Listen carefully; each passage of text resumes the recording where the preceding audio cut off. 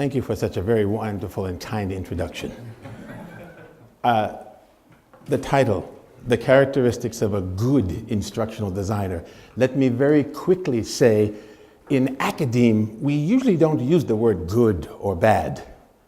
I want to talk with you about a good instructional designer today. So, as mentioned, I'd like to take about 30 or 40 minutes to share with you some specific information, but after which I am going to ask you to challenge me on some of the things that I share with you or add to some of the things that I share with you so that together, when we leave here this morning, we can advance the idea of good, effective instructional design. Okay? By the way, there'll be a test at the end. I'll give you the answer in a moment. But here's the situation. More people today are increasingly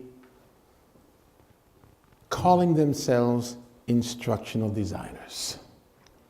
Just 10 years ago,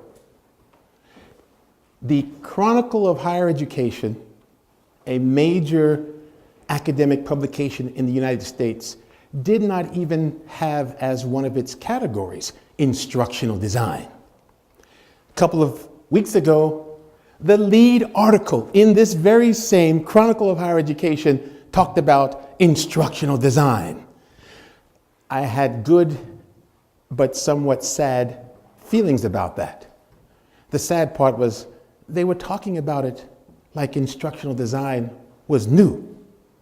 But all of us here, we've been doing and practicing instructional design, particularly as educational technologists, for quite some time. This is what we do. So instead of feeling sad, I actually felt good because at least now more people are talking about instructional design. However,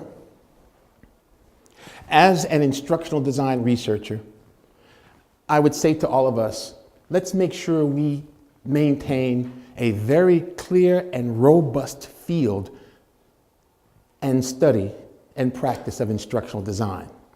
So today, I thought I'd talk with you about the instructional designer. Because while many people identify themselves as an instructional designer, often they don't practice what I'm calling true instructional design. So as I go through the presentation today, I will very quickly share with you one way to think about instructional design, and then of the many, many characteristics of instructional design, I'm going to ask you to focus on 3 categories of characteristics. But first, instructional design. It's more than just writing objectives. Instructional design, it's more than just planning or moving your course from face-to-face to online. I must be an instructional designer. No, you're someone who moved the course from paper to online. I contend that instructional design is a lot more than that. It's a product development process. Let me repeat that. Don't worry, this part's not on the test. It's a product development process. And I don't want to seem crude, but the product that we are developing or designing are teaching and learning materials. Let me just pause there. They're teaching and learning materials that are specifically intended to be used in a teaching and learning situation. This one looks familiar. This is not an instructional design model. Take a close look. It's not even about instructional design. How many of you know about ADDIE? Okay? ADDIE. You know, I did a lot of work with ADDIE. And when I was doing this work early with ADDIE, in the early years, my wife kept wanting to know, who is this ADDIE woman that is? I gotta watch ADDIE. Analyze, design, develop, implement, evaluate. Take a close look. This is a product development model. if you're producing vehicles, crops, furniture. Again, let me be careful. I don't want to seem so crude as to suggest that producing learning is just like producing crops. However, we're talking about first, figure out what the situation, analyze the gap. Where are we now? Where do we want to be? What are the actual, what do we want to have when we're finished? Verify the desired outcomes. D, create, do it, produce it, implement, try it out, see how it works, either in a rapid prototyping, a long systematic way, but just figure it out. And then of course, evaluate. Again, let me mention two things. We're just talking about instructional design. I felt it was important to share this because in a previous session yesterday, people were talking about ADDIE and the ADDIE model. ADDIE is a product development process, and it is a framework that instructional designers, or one of the frameworks that instructional designers have adopted to do instructional design. Rarely does it look like this. This is not how you practice instructional design. I think this is a point I need to pause. The point here is that ADDIE is a product development process. If you want to take note and challenge me on this later, good. Or if you want to reaffirm that, maybe you can say why. But when we get to the question and answer, I'm going to ask you again, what is ADDIE? Now, this is just a way to describe it. This is how it tends to really look. It's kind of a lot of things happening together, a lot of things interacting. I want to get to the instructional designer, so I won't dwell too much on this, but if you have questions at the end, we can do it. So, how does this relate to instructional design? Instructional designers are people who have the expertise to practice within this complex environment. They have the expertise to figure out what's going on over there. And then based on what they do, they come up with different ways to generate or produce or develop teaching learning materials. So they've taken ADDIE or some other paradigm, some other framework, and all they're doing is trying to apply it to generating teaching and learning materials. It can look like this. One of the problems with instructional design these days, especially for people who don't know it, they think it's lockstep. They think it's do this first, do this second, then do this third, and you can't start one thing until you start the other. No, that is false. First point about a true instructional designer. A true or a good instructional designer will realize that it is a very iterative process. But unfortunately, many of our instructional design models have looked like this in the past, whereas they really need to start to look more like this. You can still see a type of linear, a curvilinear approach. And then in reality, it's all over the place. Some would say, well, it's still systematic. You can have many, many, many other varieties of instructional design. The book that was mentioned during the introduction, you'll see a picture of it later, but I want to bring it now because while I had a hand in developing it, this has been around a while from a longer person, but the message here is, and I'm going to pass this around so you can look at it. I don't get any royalties from this. I do not get any money from this book. And if you are a member of ICET, you can get it for free. It's coming around. That book will show you a plethora of instructional design models depending on how you want to apply this paradigm. Or even another paradigm. I heard a wonderful presentation yesterday about SAM versus ADDIE. Sam, I forgot, just that quick. Sam, what does Sam mean again? Are they here? SAM, Michael. Anyway, it's another way to think about it. But the bottom line is that however you configure this, there are a variety of models. Now, let me pause. We can have a whole nother discussion about instructional design, and please know, I feel like I'm speaking to people who know these things already, so I want to now move from talking about instructional design to the instructional designer. As a transition, if you really want to think about how you practice good instructional design, let me let you take a moment to read this diagram.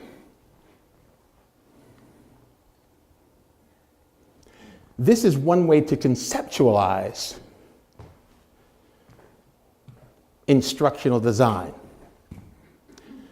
where there is a beginning and there is an end, but there are many overlapping components. You don't have to use ADDIE, but if I were to talk about ADDIE, because that's now common for us, and say this is analyze, design, develop, implement, evaluate, especially evaluate, what can you see immediately?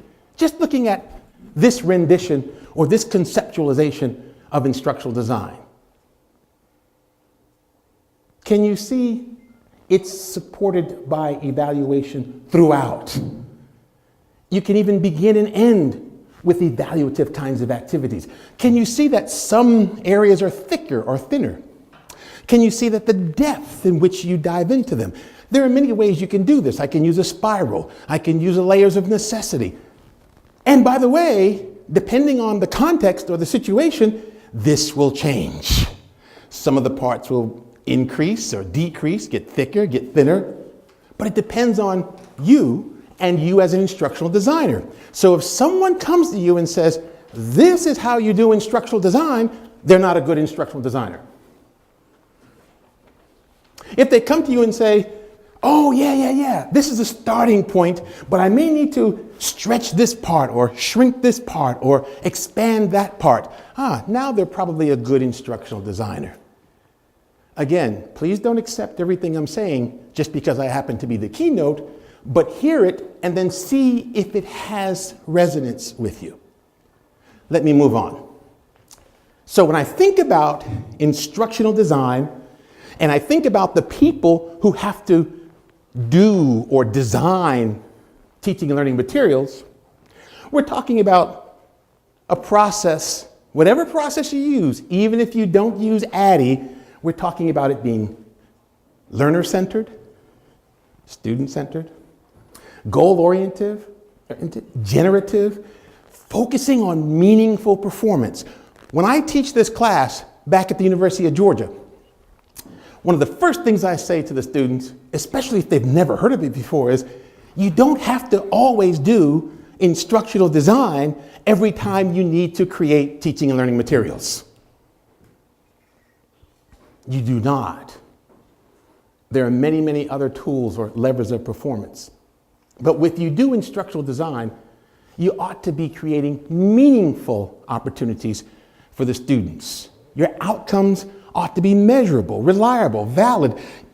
Your data that you're using as you move along the process needs to be iterative and self-correcting, cybernetic, if you will. And number 7, I don't know if you guys in the back can see number 7, but usually instructional design is a team approach. If you're in a situation where it's just me and I just need to create some handouts for class, you might ask the teacher down the hall, but it's just a limited run. It's only 4 or 5 students. Don't do instructional design. Just have fun doing what you're doing. So if we accept, at least for the next 30 minutes, that this information describes instructional design, then what about the person who has to apply, use, and generate these design products for the good of the student? Let's identify a good instructional designer. So, this is what's going to be on the test. Are you ready? Pencils up. 3 things. A good instructional designer facilitates learner independence. Learner independence, okay? A good instructional designer creates for learning spaces. Emphasis on the word creates. I contend to you that good instructional design is a creative process. And I'll talk more about that in a second. And then the third thing, C, acknowledges his or her own hierarchy of consciousness. You see, many of your professors up here, they may not tell you, but when you get to be a professor, you can use very big words that no one knows.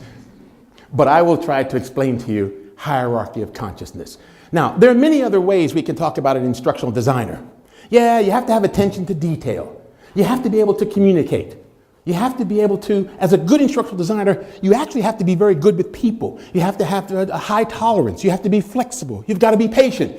Yeah. Maybe I should have put that up there, but that's not what I want to talk about today. I want to talk about those 3 things. Let's make sure we go back, all right? Test question will be, what are the 3 main areas of a good instructional designer? A good instructional designer facilitates learner independence, creates learning spaces for learning spaces, and acknowledges this thing I'm calling hierarchy of consciousness. Let's take a look at the first one. This is the shortest one. What do we mean? Facilitate learner independence. The idea is focus on performance.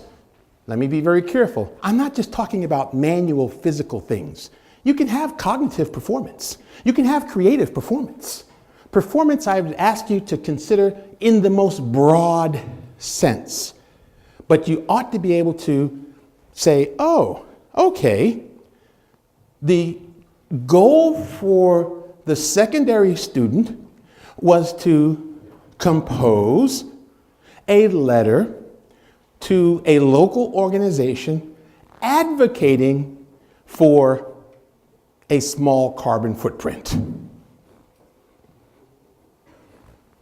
So, what should I see at the end of the teaching and learning? I should see the student, and I should see a letter, and that letter should be written grammatically correct, no spelling errors, to some local organization that is making a case for carbon footprint, of which they explain that because people that says that's new. Can you see the performance in a cognitive task? My point is, sometimes instructional design is mistaken for very simple, mundane task, training people to do one thing. No, different talk, different day. A good instructional designer will focus on performance, but will interpret that performance very broadly. And then take a look at this. Good instructional designer. Can you see this? Let me let you take a look at it. Let me allow you to read that. You may not be able to see these words. It says, teacher dependent, teacher independent.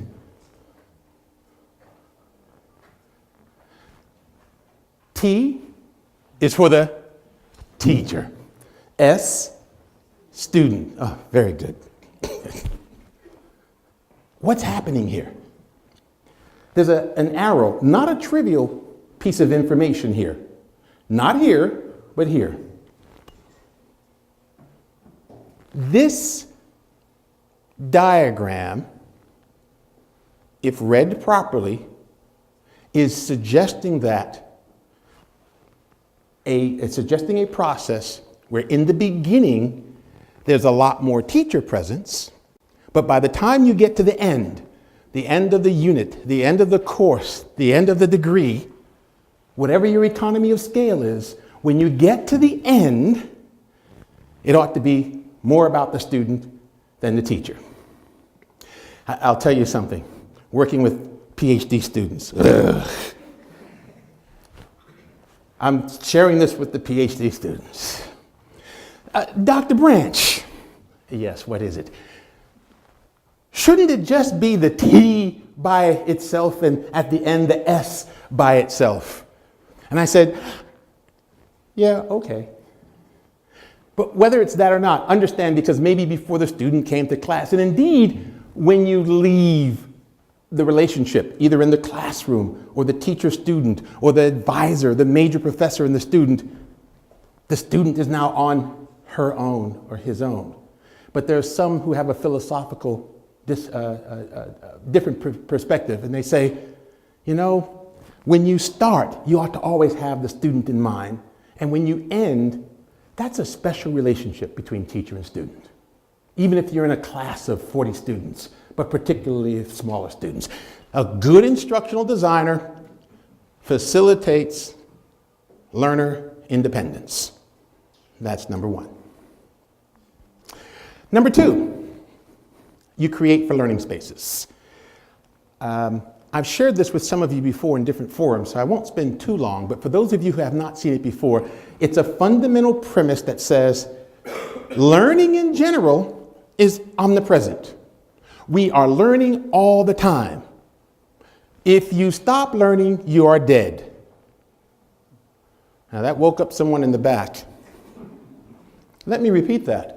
When you stop learning, you are dead. Am I talking about classroom learning? No. I'm talking about just existing every day, active all the time. Your mind, your body, your soul, you're constantly thinking and exploring. And the beauty of this, we as human beings are the only species on this earth that I'm aware of that can sit together and come up with something entirely new that did not exist before, because we're learning. Sometimes we're just learning how to cross the street in downtown Seoul and not being able to read in Korean, but you're learning. Because if you don't, you get run over by the car. So that's learning in general. But most of us, we deal with what I'm calling intentional learning, or learning where we agree that at the end of the day, the student will be able to do something, say something, describe something, know something, understand, learn, whatever. So we're talking about making clear the expectations for this teacher and the student. A good instructional designer will recognize this, but also recognize that this is complex. Intentional learning has a lot of things happening. They've got the content, the student, the media, the teacher, the peers. It's a whole bunch of stuff happening. And each one of these is complex. The student is complex. Why? Because it's a human being, full stop. I can stop right there. But we're talking about content, which is also complex. Many of us in this room have our first degree in some specific discipline. Biology, art, graphic design, pre-med. We have an expertise. It's a content knowledge. It's a knowledge structure, and thereby complex. And guess what? When you put these two together, you get three things. Uh-oh. 1, 2. You know, Professor Chung, right now they're saying they actually brought this guy as a keynote and he sees three things? That looks like two things. Let me show you the third thing. What's the third thing? That's this right here. The interaction between the teacher, the student, and the content. So we're talking about a person and some knowledge structure that's socially constructed. That's complex. And the complexity increases exponentially as you add more people, the peers. And then the way that peer group interacts with the content may be different from the different students. And all of this is mediated meaning technology as a tool. A good instructional designer will understand these relationships. And by now, my teacher colleagues are usually saying, once again, you've left out the teacher. Au contraire, the teacher is a significant part of intentional learning spaces, because the teacher's the one that often makes executive decisions. The teacher's the one that is also often taking a look at the students and knowing the students better than anyone else and making those judgments that are ephemeral, that are difficult sometimes to put on paper. Different from the instructional designer. By the way, this is not an instructional design model. All I'm saying is, here's a paradigm. Here's a way to think about teaching and learning, the space. And by the way, you still want to keep that relationship precious. All of this is happening in some space where there are expectations that are occurring over time within some context. Instructional designers, good instructional designers,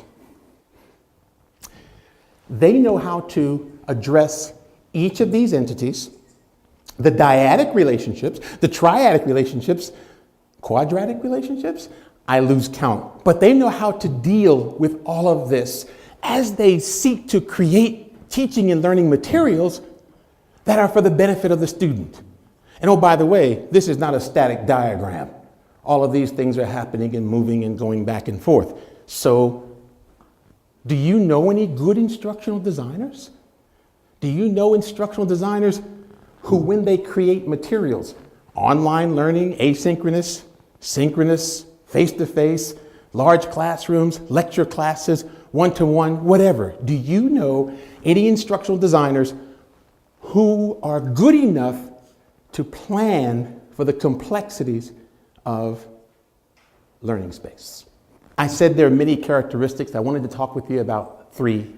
The first one was promoting, facilitating learner independence, and then creating in designs in learning space. Let me slow down just a bit for this last one, because this is something that I'm grateful to be able to speak with you at a conference like this, because I'm sharing this idea with you that's relatively new. So we together are exploring this new idea that I started developing about 3 years ago, that I called it a hierarchy of consciousness.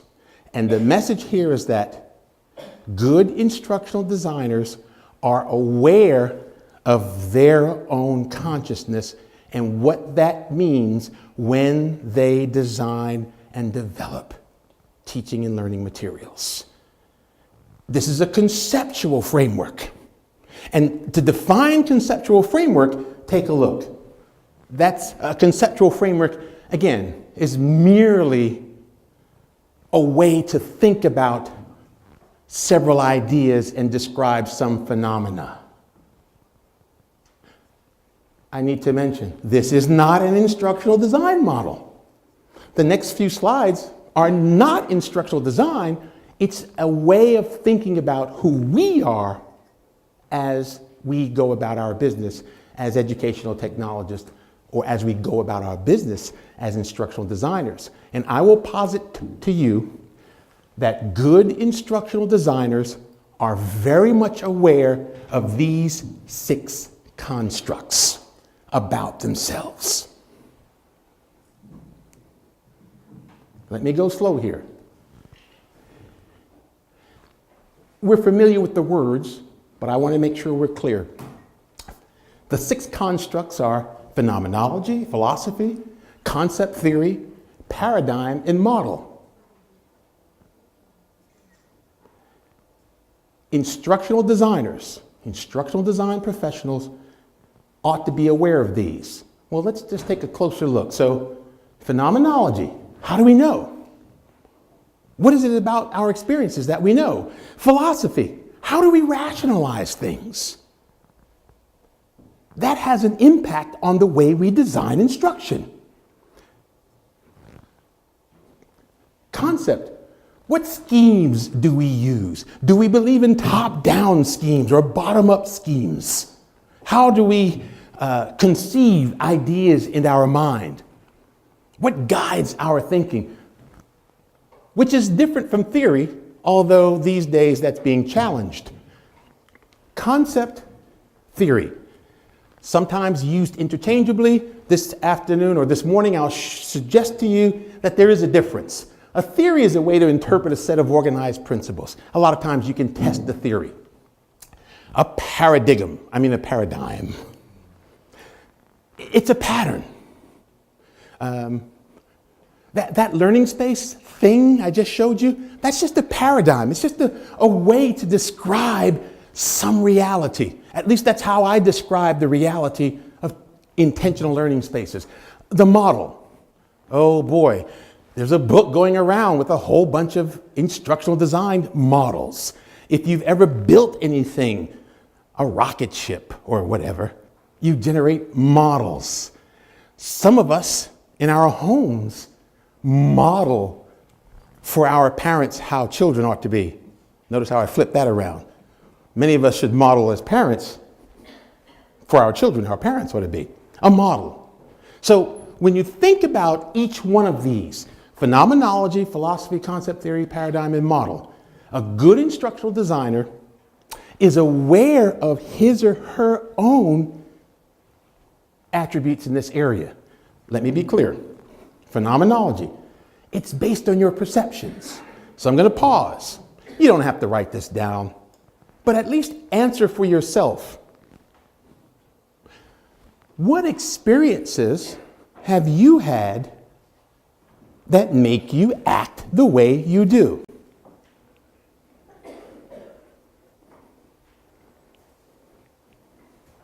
What is it about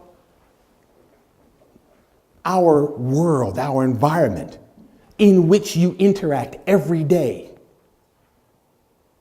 that makes you act the way you do? Someone in the back nudged someone and said, "What does this have to do with instructional design?" I'm not sure. Well, it's not instructional design, but it has to do with the instructional designer. You need to be self-aware of your likes, your dislikes, your interaction with reality. You need to understand the world around you. You need to be able to say what your philosophy is. And this is very real, especially your belief system. Some of us believe students are to be seen and not heard. That's your philosophy. Some of us believe if a student does not raise his hand in class, they don't know anything. That's your philosophy. Some of us believe that in a class of 30 students, I must have students with an A, but I must have students who fail. It's called the bell curve. That's someone's philosophy. My philosophy is, hey, here is the performance standard, and I believe if everyone achieves that standard, then everyone gets an A. But that's my philosophy. So if I'm designing instruction and my philosophy is one or the other, you will see that manifested in the results of your teaching and learning material. This is what I'm talking about. Concept. How do you describe the things that are difficult to explain or that are intangible? How do you theorize? How do you generate hypotheses? Do you generate hypotheses? Or do you always wing it? Or, well, I'll just do it because of what I know. This hierarchy of consciousness, by the way, it's not, I used the term, I don't know, I think I started about 10 years ago where I used the term and discovered that actually it's a real term. It's either hierarchy of consciousness or hierarchy of behavioral consciousness. And there's another term too. I don't think it's on this presentation, but I can share it with the organizers if you want to. There's a whole series of bibliography about the hierarchy of consciousness. I created these 6 constructs based on some things that I've seen. I've seen it with 7, I've seen it with 5, but the 5th construct I'd like to share with you is paradigm. And this is one where paradigm sometimes is confused with model. But the point is, you need some referent for action. For me, that learning space bit, that's how I think about people engaged in teaching and learning situations. The physical 2-space diagram is a little limiting, but that's how I think about it. And then model. This is where you actually do something, you show something. What models do you use? Do you use the ADDIE model? Or do you have some other model that is your default model? Or do you use models at all? Or do you create them as you go? A good instructional designer is at least aware of these things. And if you meet someone and they say, oh yeah, I was just hired as an instructional designer. Oh, does your company use a particular model? No, we don't use models. Well, does your company have a particular format that they use to generate or analyze materials? No, that's why they brought us in. We're going to move our courses to online. I said, well, tell me about your instructional design models. Maybe it's there, maybe it's not. So this hierarchy of consciousness, and forgive me, this is not intended for you to read from the screen as much as to get a sense of each of those areas. So here are the 6 constructs, and here's like a definition, and here's some of the attributes that I shared with you. I was remiss, I probably should have did a handout for this, but the bottom line is, in addition to these 6 constructs, I dare to submit to you that they're hierarchical, that philosophy is based on your phenomenology and the concepts you generate based on philosophy, and so on as it builds. Paradigm, all the way up through model. Remember I told you about those PhD students? Yeah, I shared it with them. Hey, Dr. Branch. Oh, geez. What do you want now? I'm not so sure it's hierarchical. I'm not even so sure it's a bona fide taxonomy, because shouldn't philosophy come before phenomenology, or shouldn't paradigm be the same as model, or don't you need a model to, and so on and so forth? My answer is, I don't know, but I think you'll make a good instructional designer because you're having the conversation. And that's really what I wanted to do for this area as we talked, is to help you have the conversation and to really make sure that you have a clearer understanding. I just developed a couple of questions related to this business of hierarchy. Here are 6 questions related to each of the 6 constructs. So phenomenology, if you're not sure, ask yourself, what experiences have influenced you and your perspectives? Maybe you had an excellent teacher and you want to be like that teacher. Or maybe you had a very poor teacher and said, I'm definitely going to be different. I don't know. Maybe whatever your experience is. What is your prevailing educational philosophy? And I use the term prevailing because philosophy can change. It's not constant. Your philosophy can change.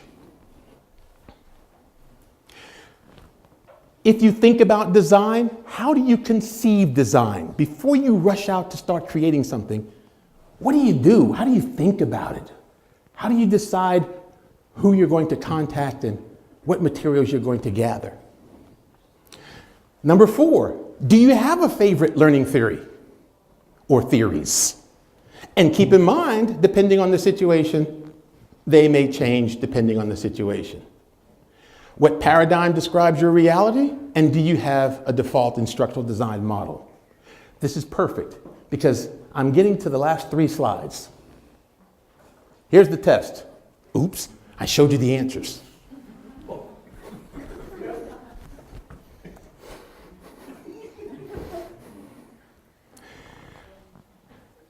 The good thing about these kinds of forums is that while there's no test, indeed, I strongly encourage you to think about what I've said so you can debate them, refute them, support them, but at the very least, maybe come up with a better idea about what it means to be a good instructional designer. So my closing thought, what do you believe? What do you believe are the characteristics of a good instructional designer. Thank you very much.